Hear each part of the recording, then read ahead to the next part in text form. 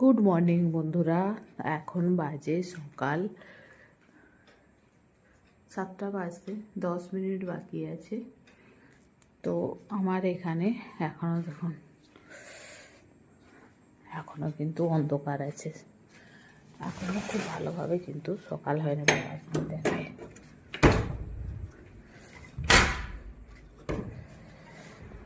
এই দেখুন,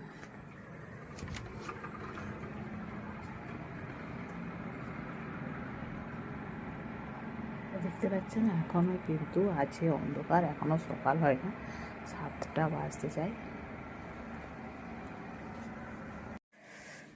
আর আমি চলে এসেছি উপরে, কারণ আজকে স্কুল ওপেন হয়ে গেছে সকলেরই।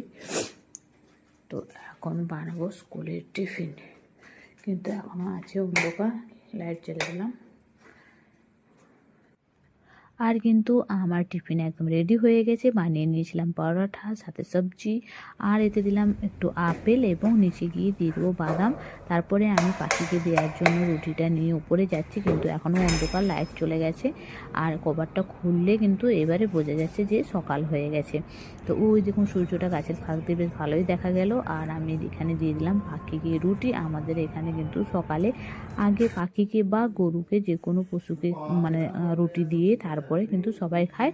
আর তারপর সারাদিনের পরে আমি চলে গিয়েছিলাম ব্যাংকে আমি গিয়েছিলাম বিকেলে। এটা তো এখানে খোলা ছিল, আমাদের কিছু কাজ ছিল, সেজন্য আমরা এখানে চলে এসেছিলাম। তারপরে ফেরার পথে ভাবলাম আমরা কিছু খেয়ে নিই রাস্তায়, কারণ আমরা এসেছিলাম পাঞ্জাবের পাঠানকোটে। তো এটা কিন্তু মাছ বরাবর পড়ে এই প্লেসটা। তো এখানে কিন্তু খুব ভালো ভালো জিনিস পাওয়া যায়। তো আমরা চলে গেছিলাম KFC ক্যাফেতে। সেখানে নিয়ে নিলাম কোল্ড ড্রিঙ্কস, সাথে আমি নিলাম বার্গার, চিকেন বার্গার। আর আমার ভাগনা নিল ও বার্গার, আর একটা ছিল চিকেন লেগ পিস, 2 রকম ছিল চিকেন লেগ পিসের। এটা একটা ফ্রাইড ছিল, আর একটা ছিল, এটাও একটা চিকেনের আইটেম ছিল, কিন্তু খুব ভালো খেতে এগুলো। তো আমরা কিন্তু 3জনে মিলে বেশ জমিয়ে খেলাম। খাওয়ার পরে এটা কিন্তু খুব টেস্টি লাগলো আমাকে। তো এগুলো আমরা খাওয়ার পরে কিন্তু এবারে চলে যাচ্ছি। এই দেখুন এখানে অনেক কিছু পাওয়া যায়। এখানে দেখুন মিনা বাজার আছে, আর এটা একটা কি পাঞ্জাবিতে লেখা আছে, আমি পাঞ্জাবি পড়তে পারি না।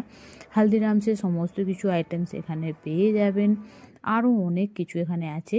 এইটার নাম হলো ডাউন টাউন 44। এটা কিন্তু আমাদের এখানে খুবই ফেমাস। তো এখানে প্রায় সবাই যায়। তো এটা আমরাও গেলাম আজকে। আমরা আগেও গিয়েছি, আজকে স্পেশালি গেলাম। তো খাওয়া দাওয়া করলাম। আর এটা হলো বাইরে থেকে এরকম দেখতে। এটা অ্যাকচুয়ালি পড়বে